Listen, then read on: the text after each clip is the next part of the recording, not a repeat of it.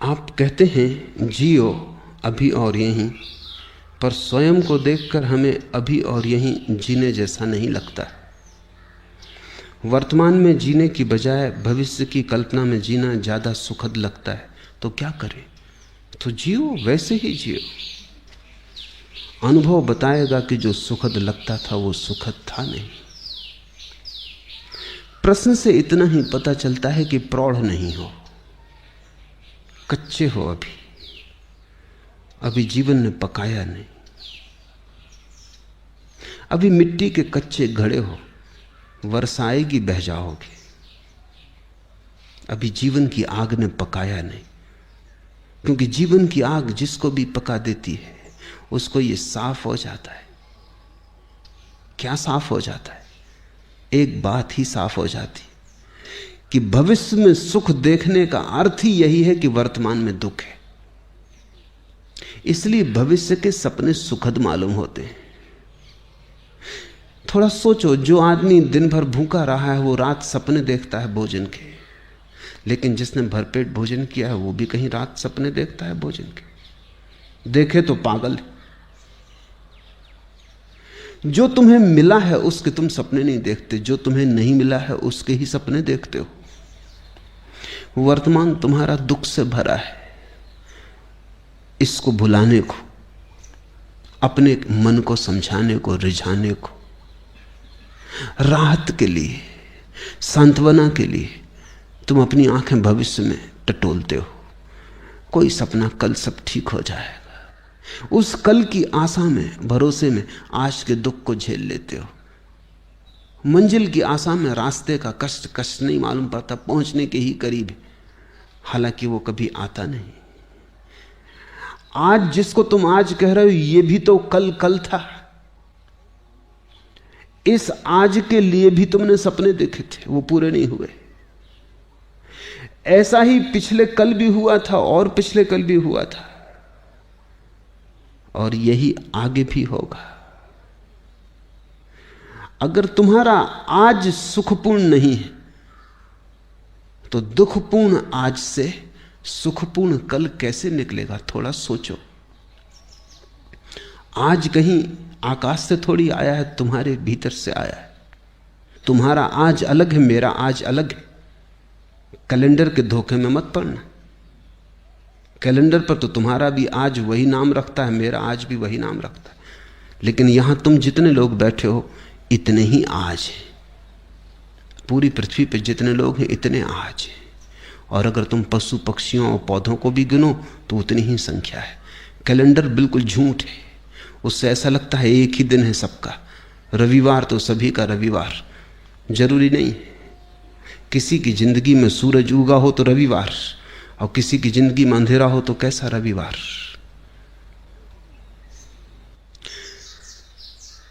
आज कहीं आकाश से नहीं उतरता है, समय कहीं बाहर से नहीं आता है। समय तुम्हारे भीतर से पैदा होता है। तुम ही आज को जीकर कल को पैदा करोगे। तुम्हारे ही गर्भ में निर्मित होता है कल। कल निर्मित हो रहा है आज। और इसलिए मैं कहता हूं आज और अभी जी लो, और इतने आनंद से जियो, ऐसे भरपूर जियो कि जो तुम्हारे गर्भ में निर्मित हो रहा है वो भी रूपांतरित हो जाए, वो तुम्हारे आनंद को पकड़ ले। अगर आज तुम दुख में जी रहे हो, कल की आशा कर रहे हो सुख की, आशा से पैदा नहीं होगा कल। कल तो तुमसे पैदा होगा। तुम जैसे जी रहे हो उससे पैदा होगा, तुम्हारे अस्तित्व से पैदा होगा, तुम्हारे सपनों से नहीं। समझो, एक माँ बीमार है और उसके गर्भ में एक बेटा है और रुग्ण है और शरीर जराजीर्ण है।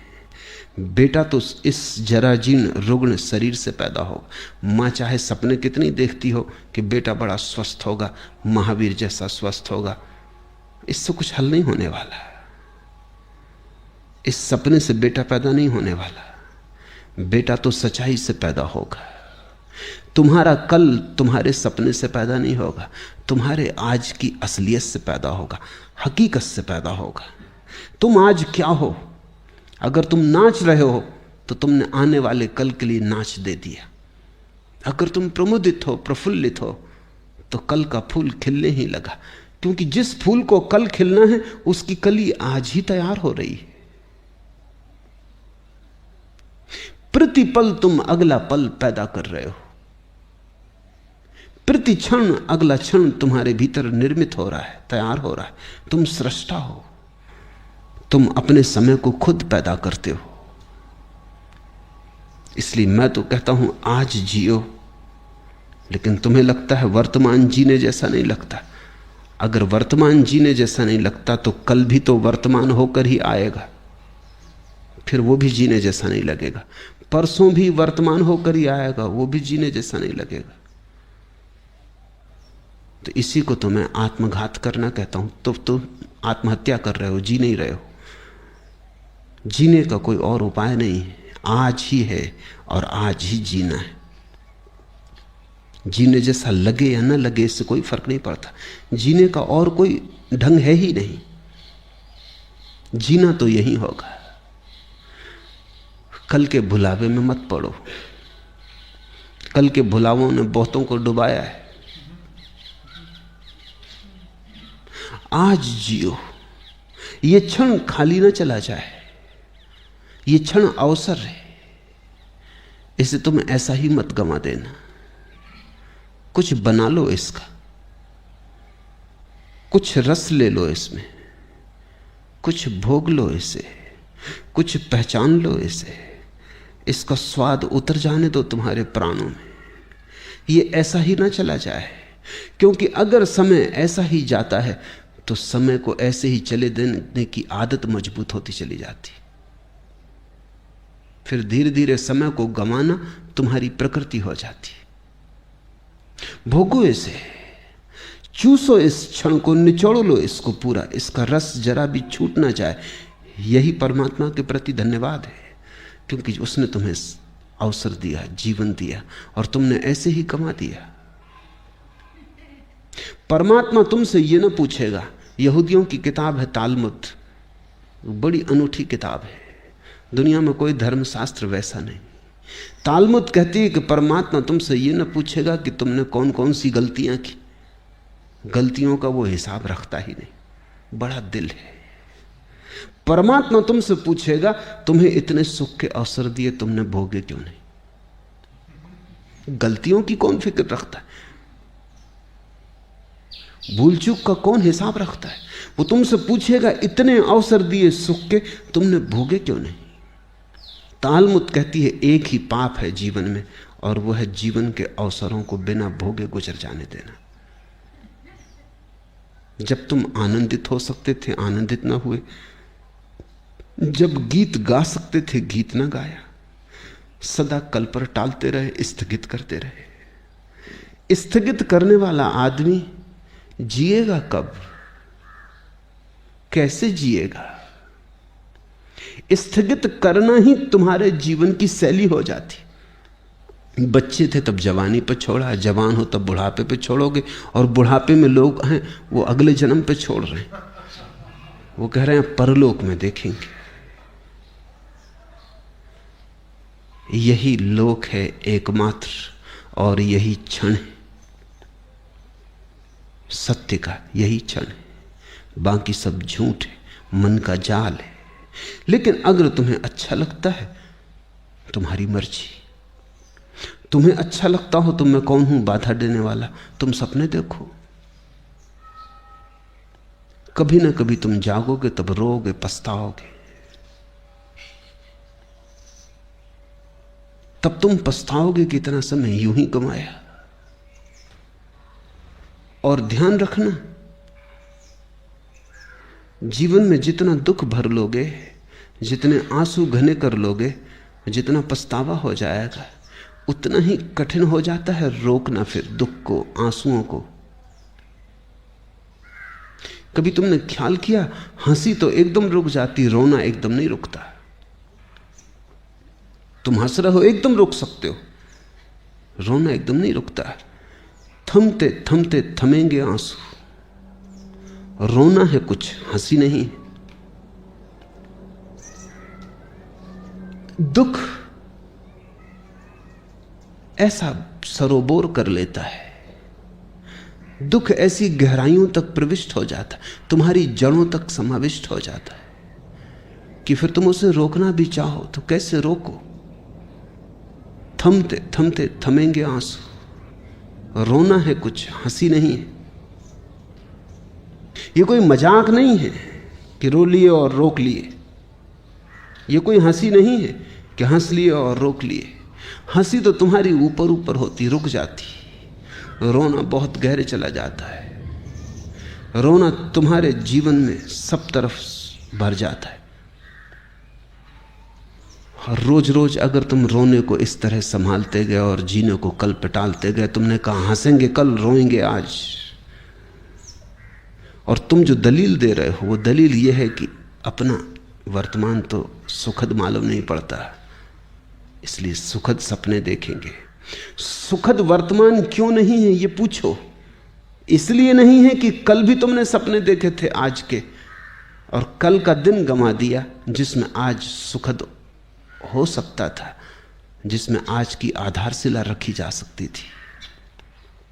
कल तुमने गंवा दिया इसलिए आज दुखद है, और तुम यही दलील दे रहे हो कि हम आज को भी गंवाएंगे क्योंकि कल का सपना अच्छा मालूम पड़ता है। तुम्हारी मर्जी।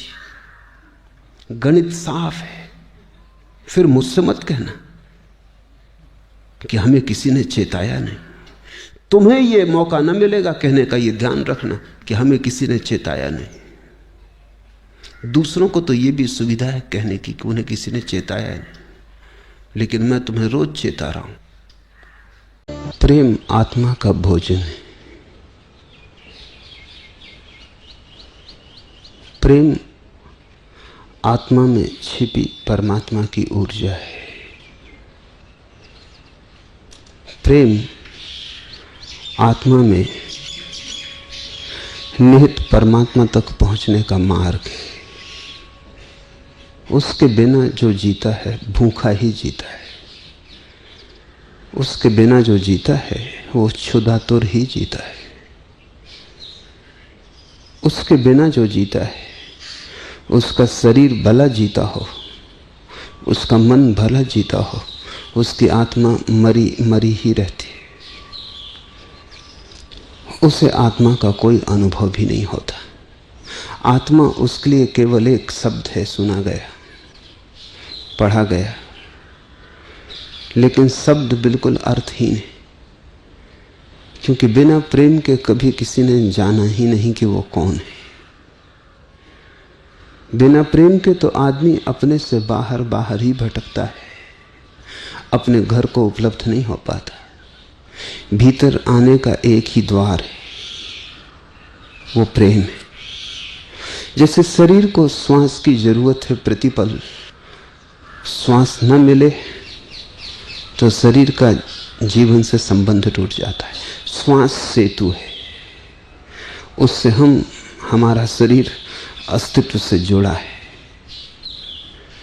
श्वास भी दिखाई तो पड़ती नहीं, सिर्फ उसके परिणाम दिखाई पड़ते हैं कि आदमी जीवित है।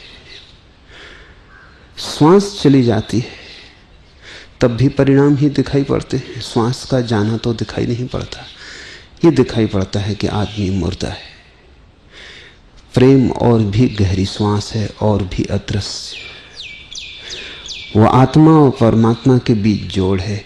जैसे शरीर और अस्तित्व के बीच श्वास ने जोड़ा है तुम्हें, वैसे ही प्रेम की तरंगें जब बहती हैं तभी तुम परमात्मा से जुड़ते हो। उस जुड़ने में ही पहली बार तुम्हें अपने होने के यथार्थ का पता चलता है।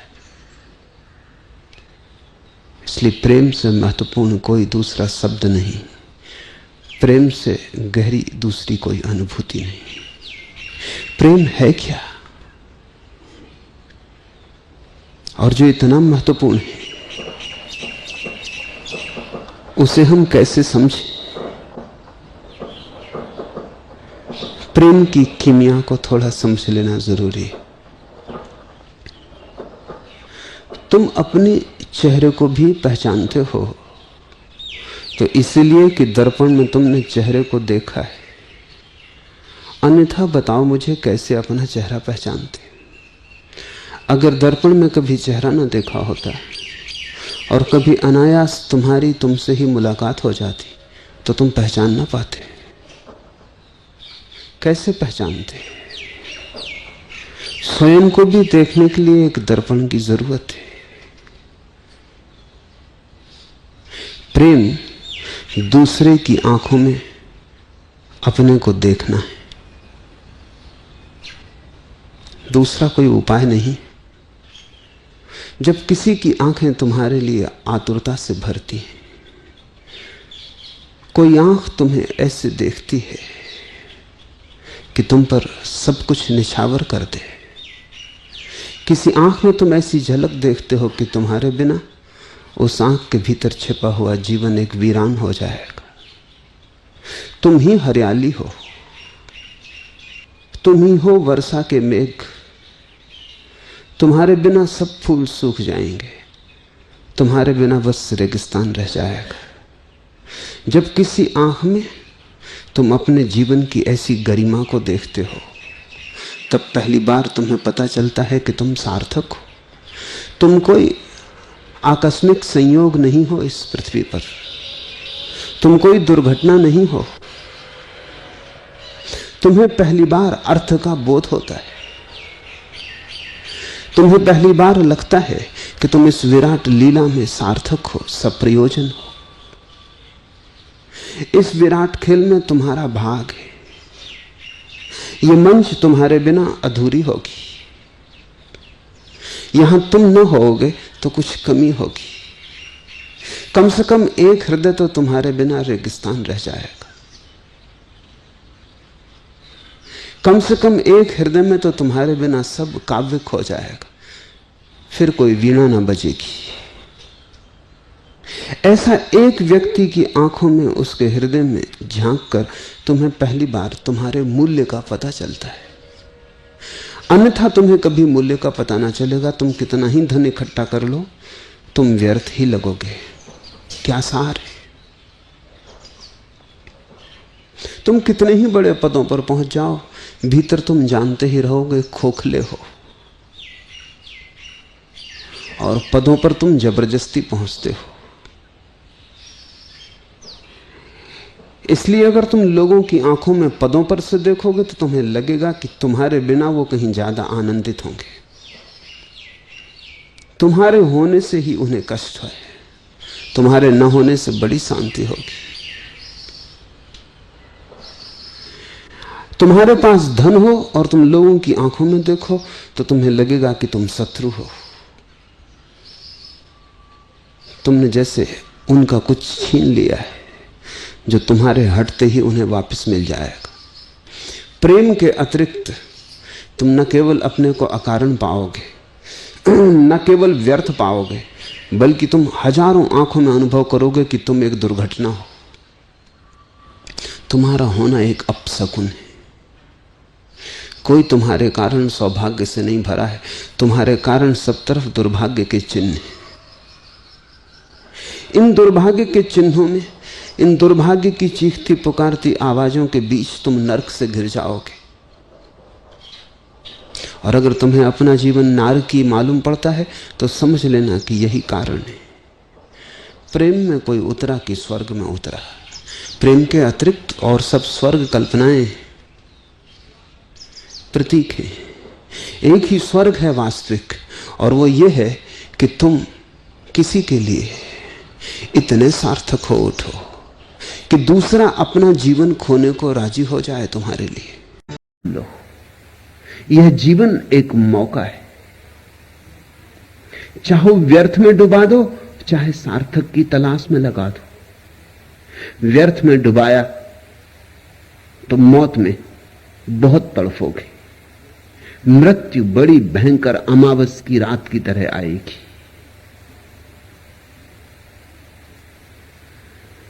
और अगर जीवन को सार्थक की खोज में लगाया तो मृत्यु एक मित्र की तरह आती, पूर्णिमा की रात की तरह आती, प्रकाशोज्वल, शीतल, प्रभु के निमंत्रण की तरह, नेह निमंत्रण की तरह आती।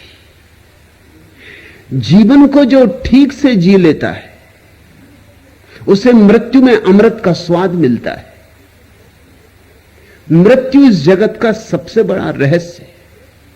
अगर ठीक से जिए, सम्यक रूपेण जिए, ध्यानपूर्वक जिए, संन्यस्त भाव से जिए, जल में कमलवत जिए, तो मृत्यु से तुम्हें अमृत का स्वाद मिलेगा। बरस जाएंगे मेघ तुम पर आनंद के, सच्चिदानंद के। लेकिन अगर गलत जिए, ध्यान शून्य जिए, चंचल मन के साथ जिए, कभी थिर न हुए, कभी ध्यान में ना रमे, तो फिर मौत आएगी और जो जो तुमने कमाया था सब झपट कर ले जाएगी। तब रोओगे, पर फिर कुछ हो नहीं सकता। तब क्या करोगे पछता कर भी? फिर पछताए होत का जब चिड़िया चुग गई खेत। लेकिन जो पहले जागरूक हो जाता, समय के पहले जाग जाता, मौत के आने के पहले संभल जाता, उसके जीवन में बड़े रहस्यों के द्वार पर द्वार खुलते चले जाते। वह व्यक्ति जो ठीक से जीना जान लेता है, ठीक से मरना भी जान लेता है। मृत्यु अंधेरी है केवल उनके लिए जिन्होंने जीवन की कला ना जानी, अन्यथा मृत्यु बड़ी उज्जवल है। अन्यथा मृत्यु है ही नहीं, इसलिए उज्जवल है। मृत्यु जीवन का अंत है उनके लिए जिन्होंने धन पद में ही सब गंवा दिया, और मृत्यु एक नए जीवन का उद्घाटन है उनके लिए जिन्होंने धन और पद के पार भी कुछ खोजा, ध्यान खोजा, प्रभु खोजा। उनके लिए तो मृत्यु केवल एक गर्त है, अंधकार, खाई, खड्ड, जिसमें जीवन गिरेगा और विला जाएगा, जो अहंकार में जिए। और उनके लिए जो निरअहंकार भाव से जिए, जिन्होंने अकड़ में अपनी जिंदगी ना गंवाई, जो व्यर्थ अकड़े नहीं, उनके लिए मृत्यु जीवन की सबसे ऊंची अनुभूति, गौरी शंकर है, सबसे ऊंचा शिखर है, होना भी चाहिए। जीवन का अंत क्यों हो मृत्यु? जीवन की पूर्णाहुति क्यों ना हो? जीवन की समाप्ति क्यों हो मृत्यु? जीवन के आनंद का अंतिम शिखर क्यों ना हो? जीवन का फूल क्यों ना खिले मृत्यु में? इसलिए दो तरह के लोग हैं,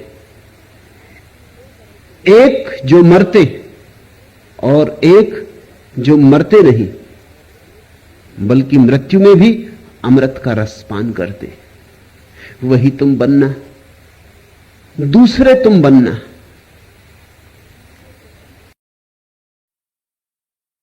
कल आपने भय की चर्चा की कि सब कुछ भय से ही हो रहा है। वेद भी ऐसा ही कहते हैं। वेदों में भी आदमी को डराया ही गया है। यह भय क्यों और कैसे पैदा हुआ, जिसके कारण मैं बहुत परेशान हूं। भय के अतिरिक्त मुझ में कोई वासना नहीं है। इस भय मात्र को मिटाने के उपाय बताने की अनुकंपा करें। पहली बात, जब तक तुम भय को मिटाना चाहोगे, भय ना मिटेगा। तुम्हारे मिटाने में ही भय छिपा है। तुम न केवल भयभीत हो, तुम भय से भी भयभीत हो, इसलिए तुम मिटाना चाहते हो। तुम मिटा ना सकोगे। तुम मिटोगे तो भय चला जाएगा, तुम भय को ना मिटा सकोगे। भय ही तुम्हारे अहंकार की छाया है। समझो कि भय क्या है। तुम जानते हो मौत होगी, इसे तुम झुटला नहीं सकते। रोज कोई मरता है, हर मरने वाले में तुम्हारी ही मरने की खबर आती। जब भी कोई अर्थी निकलती, तुम्हारी ही अर्थी निकलती, और जब भी कोई चिता जलती, तुम्हारी ही चिता जलती। कैसे भुलाओगे? तुम जानते हो कि तुम भी मरोगे। जन्म गए तो मरोगे तो ही। ये देह तो मरण सैया पर धरी है, ये तो चढ़ी है चिता पर, ये तो तुम रोज मरते जा रहे हो। भयभीत कैसे ना होगे? ये डर तो खाएगा। ये तो घबराएगा कि मौत करीब आ रही, पता नहीं कब आ जाए, कभी भी आ जाए, किसी भी क्षण आ सकती। इस जीवन में एक ही चीज निश्चित है, मृत्यु, और तो कुछ निश्चित नहीं है। इस निश्चित मृत्यु से तुम घबराओगे कैसे? ना घबराओगे तो ही, ये बिल्कुल स्वाभाविक है। तुमने शरीर को समझ लिया मैं, तो मौत होने वाली, मौत होगी तो भय होगा। तुमने मन को समझ लिया मैं, और मन तो शरीर से भी ज्यादा अस्थिर है, क्षण भर भी वही नहीं रहता, बदलते ही जाता है। पानी की धार है, अभी कुछ सुबह प्रेम से भरा था, दोपहर घृणा से भर गया, अभी अभी श्रद्धा उमग रही थी, अभी अभी अश्रद्धा पैदा हो गई, अभी अभी बड़ी करुणा दर्शा रहे थे, अभी अभी क्रोध में आ गए, अभी जिसके लिए मरने को तैयार थे अभी उसको मारने को तत्पर हो गए। ये मन तो भरोसे का नहीं है, ये तो बिल्कुल कपरा है, ये तो पानी की लहर है, इस पे तो खींचो कुछ खिंचता नहीं, मिट जाता है। इस मन के साथ तुमने अपने को एक समझा है, क्षण भंगुर मन के साथ तुमने अपने को एक समझा। मृत्यु के मुख में चले जा रहे शरीर के साथ तुमने अपने को एक समझा। तुम भयभीत कैसे ना होगे? और तुम पूछते हो भय से छुटकारा कैसे हो?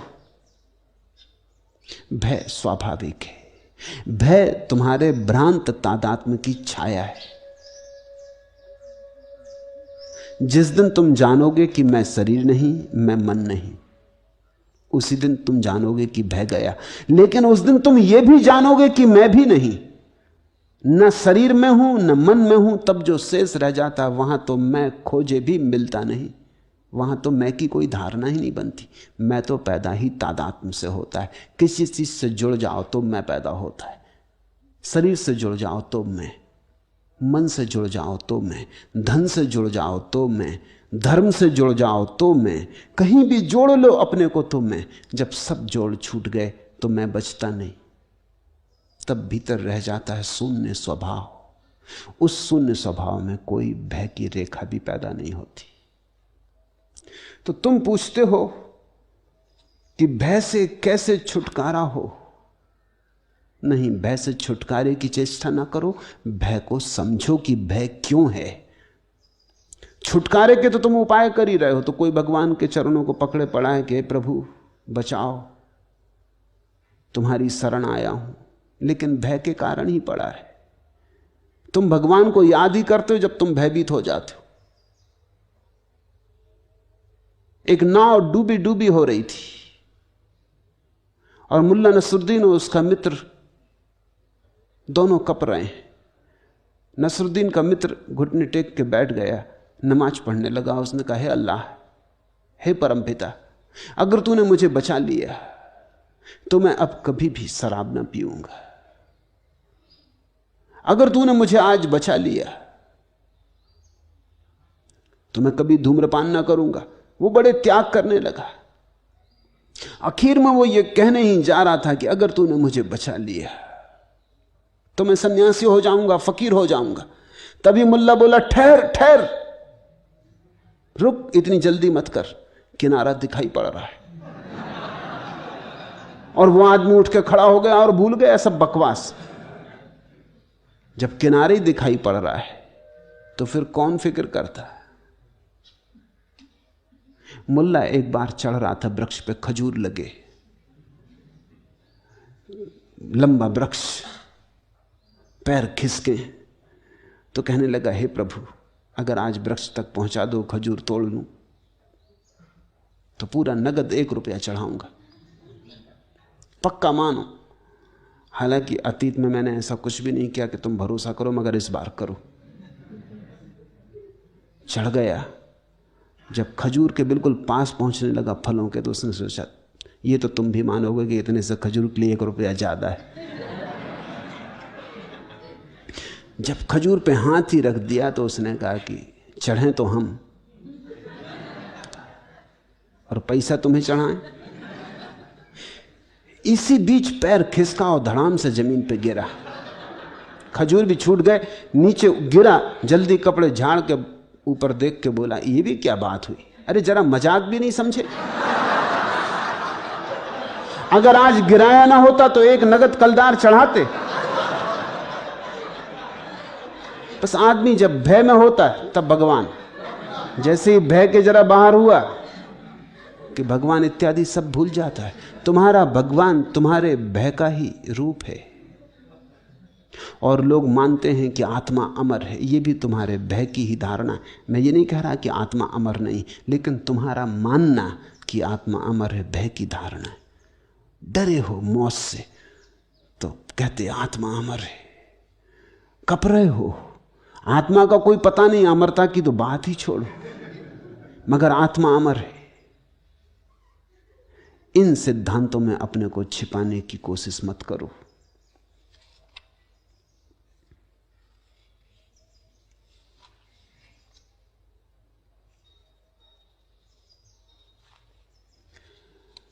भय से मुक्ति संभव है भय को जानने के द्वारा। भय का साक्षात्कार करो। जहां भी तुम्हें लगे भय है वहां भय पर ध्यान करो, समझने की कोशिश करो क्यों है, कहां है, किस कोने में छिपा, मन के किस अचेतन में बैठा, कहां से उठता ये धुआं, क्यों उठता। जिन मित्र ने पूछा है, मुझे लगता है उन्होंने भय का कभी साक्षात्कार नहीं किया। भय ने उन्हें पंगु कर दिया है। तुम इस पंगुता को तोड़ो। जब भय लगे बैठ के शांति से ध्यानपूर्वक भय को पहचानो कहां है। लगता है शरीर मर जाएगा, तो शरीर तो मरना ही है, इसमें भय की क्या बात, ये तो होना ही है, इसमें भय करने से प्रयोजन क्या है। सुकरात मरता था, एक शिष्य ने पूछा आप भयभीत नहीं है, तो सुकरात ने आंख खोली और उसने कहा भय, दो ही संभावनाएं हैं, या तो जैसा नास्तिक कहते हैं कि मैं मर जाऊंगा, बिल्कुल मर जाऊंगा, कुछ भी ना बचेगा। जब कुछ बचेगा ही नहीं तो भय किसका, किसको होगा, बात खत्म हो गई।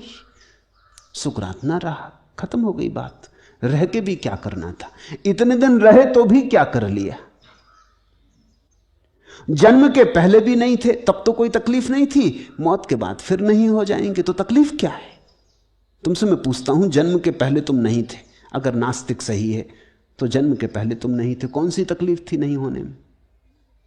कोई याद आती तकलीफ, जन्म के पहले की कोई तकलीफ याद है। जब थे ही नहीं तो तकलीफ कैसी, जब कोई था ही नहीं तो तकलीफ किसको। मरने के बाद फिर नहीं हो गए तो अब घबराना क्या है, फिर वैसे ही हो गए जैसे जन्म के पहले थे, ऐसे ही समझो।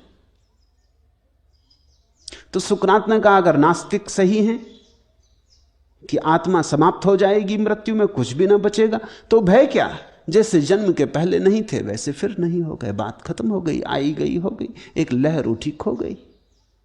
या हो सकता है आस्तिक सही हो। अगर आस्तिक सही है और आत्मा बचेगी तो फिर भय कैसा, शरीर ही गया, हम तो बचे ही रहे, हम तो शरीर थे ही नहीं।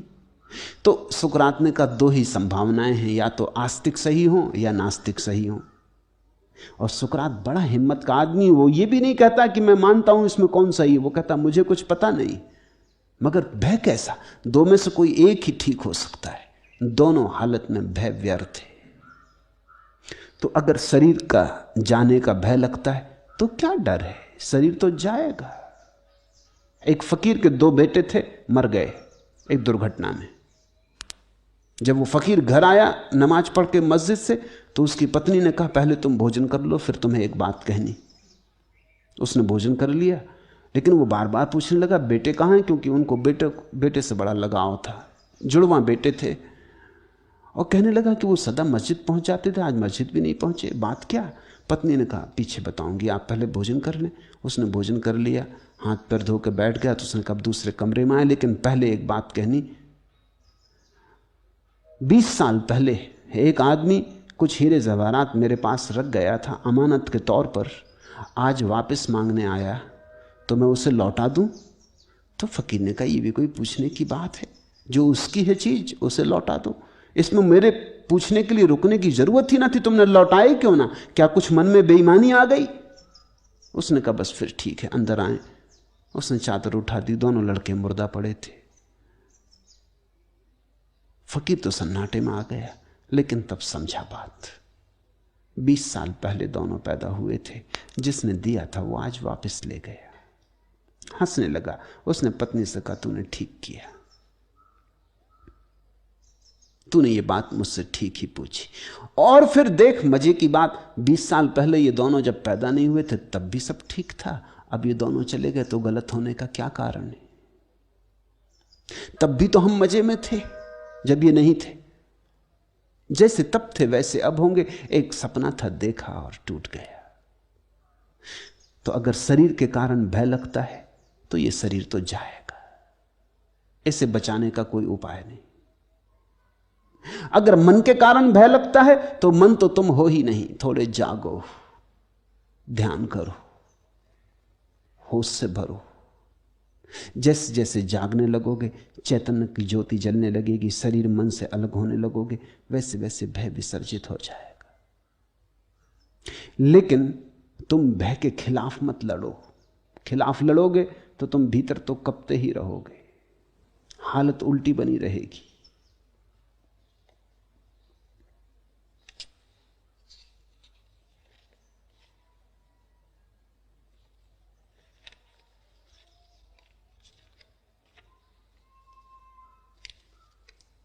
भय से मुक्त होकर अपूर्व जीवन के फूल खिलते हैं। भय से दबे रहकर सब जीवन की कलियां बिन खिली रह जाती, पखड़ियां खिलती ही नहीं। भय तो जड़ कर जाता है।